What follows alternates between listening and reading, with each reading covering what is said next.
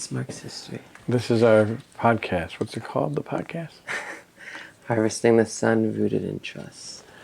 Like it. Harvesting the Sun, Rooted in Trust. That's us.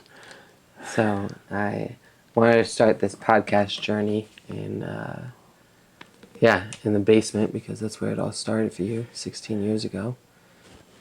That's true. In this home. And what does it feel like 16 years later to be where we're at right now?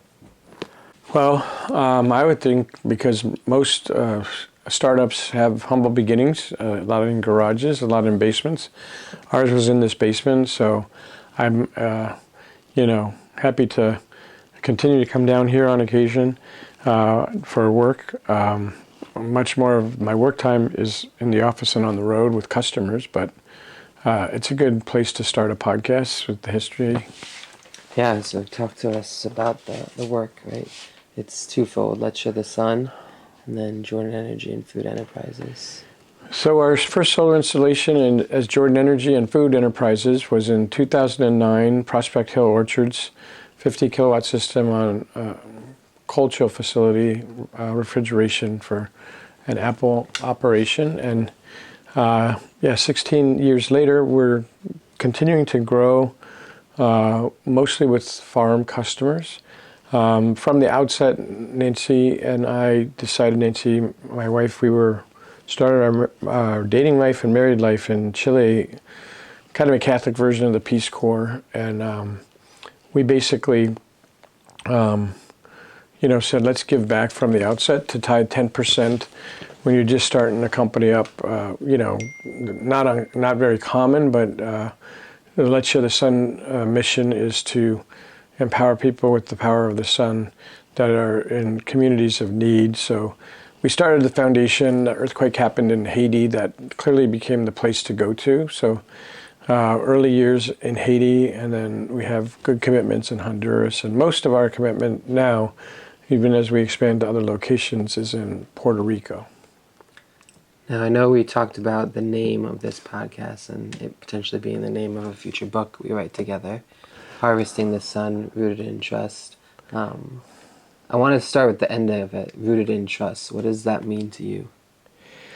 Rooted in trust. Well, I think we have an advantage with farmers to a lot of other solar companies that might be approaching the same farms, in that I personally have worked my whole life with farmers, and I think that when you are around people enough, you speak their language. So I think it's not just speaking the language, but also having a genuine care for how a farmer is doing and what they're up against and what they're doing in their business.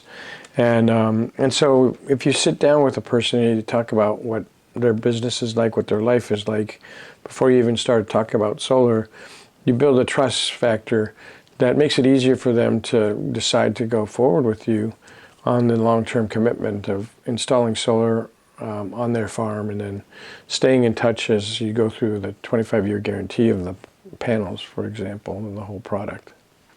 Yeah, no, I think the image of harvesting the sun too is one where, you think of a farmer and they rise with the sun. They, the food that they grow is, photosynthesized through the sun, and the harvesting of the sun is a image that speaks true to me in our work that we do. So. Yeah, well, certainly farmers have worked with the sun their whole careers and lives, producing food. As former Secretary of Agriculture, Vilsack, said, farmers of the future are going to be both food producers and energy producers. So the solar represents, lowering a top 10 cost of doing business, but it's also an intelligent diversification where in second, third phases, many of our customers have been able to not just save money, but make money by harvesting that sun.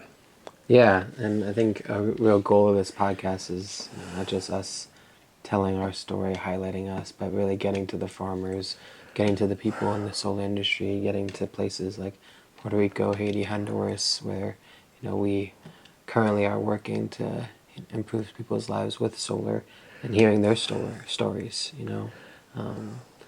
I see this as an opportunity to connect during times where there's so much division, right?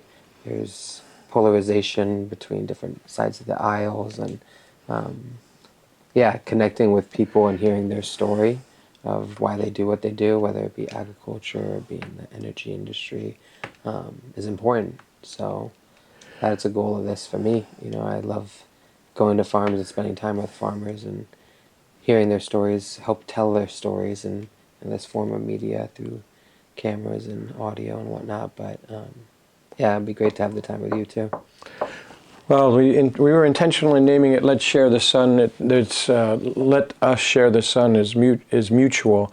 It's not we have the sun to share for Haitians or Puerto Ricans. They have more sun than I have in New York here, and so the principle of mutuality is strong in all of our relationships, whether it be on the Jordan Energy side with a farmer in some part of mainland United States, or with beneficiary or an EPC partner that's helping us install solar in the philanthropic side with Let's Share the Sun. I would ask the question, and I know we want to keep this one short because there's a lot more to say in the future episodes, but what is one project that you're working on currently that you're most excited about? It comes down to trust factor. A farmer in Colorado, John Mosher, trusted us to put in a bid for him after we had done a 600 kW behind the meter system for his dairy. He entrusted us to submit a bid with him when he was receiving a lot of other offer letters from other solar companies to do a larger scale solar project. With United Power, his utility. Long story short, we won that bid. We're doing the largest project to date. But it wouldn't have happened for us if it wasn't for that trust factor. So that is an exciting one. There's many exciting projects. Every project we do is exciting. So hopefully we'll be able to tell some of the stories through the experiences of our farm partners and our philanthropic partners in places like Puerto Rico. It's kind of cool that solar is happening concurrently in the poorest parts of the world as it is in the most developed parts of the world. So our core value on the Jordan Energy side is to do solar in ways that strengthen family farms. Mm-hmm. And if we have that strong philanthropic giving back with Let's Share the Sun, we can also be part of the catalyst for solar happening in those poorest parts of the world at the same time. Yeah, when you were talking there, I was thinking about our team and where it's at right now. And, after our team week here in New York, feeling very energized to prove that point of moving from good to great. And, obviously there's a decent amount of books behind us. And I know you're a bookworm with a lot more books at the office. Yeah, I like the idea of giving book recommendations or hearing what you're currently reading. This is a book I'm currently reading, Humans. It's from Humans in New York, about telling people's stories. Humans in New York is all about New York City specifically, and then Brandon traveled a decent amount and started telling different stories through his camera lens and also writing. You talk about a book that you're currently invested in and reading and learning from. Well, I love to give books as gifts, and the one I'm reading now is a gift that you gave me about mentoring. So I think in the topic of good to great that we brought into our team building, we like the combination of young folks that are new into the industry and some of us more seasoned to do the mentoring so that people can have very, very fulfilling careers in the renewable energy space. On both sides of the equation, whether that be Jordan Energy and Food on the for-profit side or Let's Share the Sun on the not-for-profit side. So this book's about the importance of mentoring. Oftentimes we don't think about it, but when you identify good mentors early in your life, they just can help support you in making better decisions.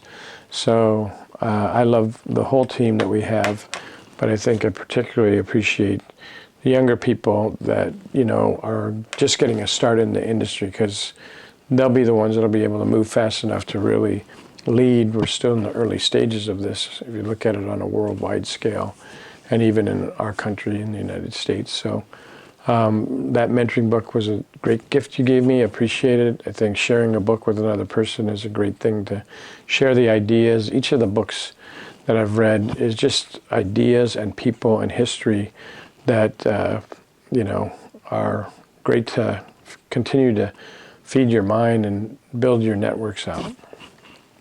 Without a doubt. I'm thinking, we're trying to do this every 3 weeks. There's, a tradition every Sunday when you go to Mass that Father Walsh says, this is the thought for the week, and I didn't give you any preparation on this, spitballing of question, but do you have any thought for the weeks ahead for anybody that tuned in to hear about our launching of the Harvesting the Sun Rooted in Trust podcast? I would say you got one life to live it to the fullest. That's what occurs to me without giving it much forethought. But yeah, that's my dual passions of renewable energy and sustainable agriculture. I'm able to live these out with both of these organizations. So I guess you'd add pursue your passions with integrity. The first part of that sounded like a Pitbull quote. Oh, was it? I like Pitbull. Let's have a fun time doing this. Make some people think and laugh at the same time. That's the goal. That's a good goal. All right, let's do it. Let's do it.